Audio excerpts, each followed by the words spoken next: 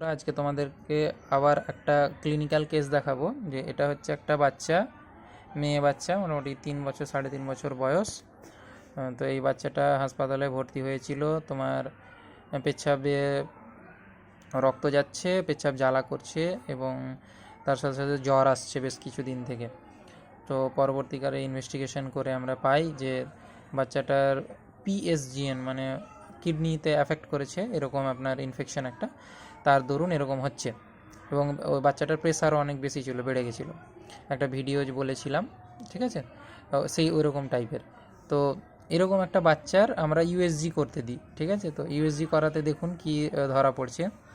Liver noted on left side, ঠিক আছে, স্প্লিন on right side ডান দিকে, আর হার্ট ডান দিকে, ঠিক আছে। এই কেসটাকে ওভারঅল বলা হয় সাইটাস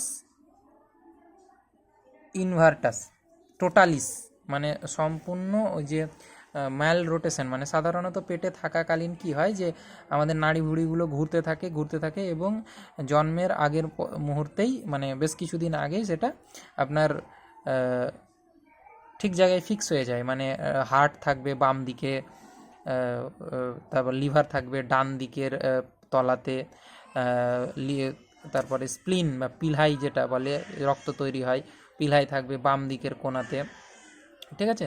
তো এরকম একটা ওই ইয়েতে, যেমন একটা ওই আমরা সিনেমাতে দেখেছিলাম, কোথায় যেন একটা আল্লাহ রাখা নাকি একটা সিনেমা ছিল, তো ওই জায়গাতে যেমন ওকে গুলি মেরেছিল, তারপরে ওই অন্যদিকে হার্ট ছিল, তার দরুন বেঁচে গিয়েছিল, অনেক কম ক্ষতিগ্রস্ত হয়েছিল। তো ঠিক এরকম টাইপের একটা বাচ্চা, এরকম মানে মানে রেয়ার কেস এগুলো, ঠিক আছে। তো আমাদের খুবই কপাল ভালো যে এরকম একটা কেস পেয়েছি, ঠিক আছে। তো বাড়ির বাবা মাও জানে জিনিসটা। এটা কিন্তু দীর্ঘমেয়াদী ক্ষেত্রে কোনো সমস্যা নয়, মানে আপনাদের আমাদের নর্মাল ক্ষেত্রে বামে যেটা থাকে ওদের ডান দিকে থাকবে, কিন্তু এটা সমস্যা হবে না। সমস্যা কখন হবে, কিছু কিছু ক্ষেত্রে যদি এরকম হওয়ার দরুন ডেভেলপমেন্ট ঠিকঠাক না হয় বাচ্চার, ঠিক আছে, বাচ্চার গ্রোথ হচ্ছে না ঠিকঠাক, হাঁপিয়ে যাচ্ছে, তারপরে এই জাতীয় আরও যে কোনো রকমের সমস্যা, কিংবা হার্টেরই কোনো রকমের আলাদা ব্লক থাকলো, ঠিক আছে, হার্টের ইনফেকশন হচ্ছে, এই জাতীয় যদি কোনো সমস্যা না থাকে তাহলে এটা একটা সম্পূর্ণ নর্মাল একদম ইস্যু, ঠিক আছে। তো একটা দুর্দান্ত ঘটনা। তো বাচ্চাদের ক্ষেত্রে আমি বলবো যে যেসব বাচ্চাদের ক্ষেত্রে এরকম হতে পারে সেই সব জিনিসগুলো নিয়ে আপনাদের ভয় পাওয়ার কিছু নেই। এটা একটা খুব নর্মাল একটা ফেনোমেনন। এবং বাচ্চাদের খেয়াল রাখুন, ভালো থাকুন, সুস্থ থাকুন। সবার সুস্থতা আমার লক্ষ্য।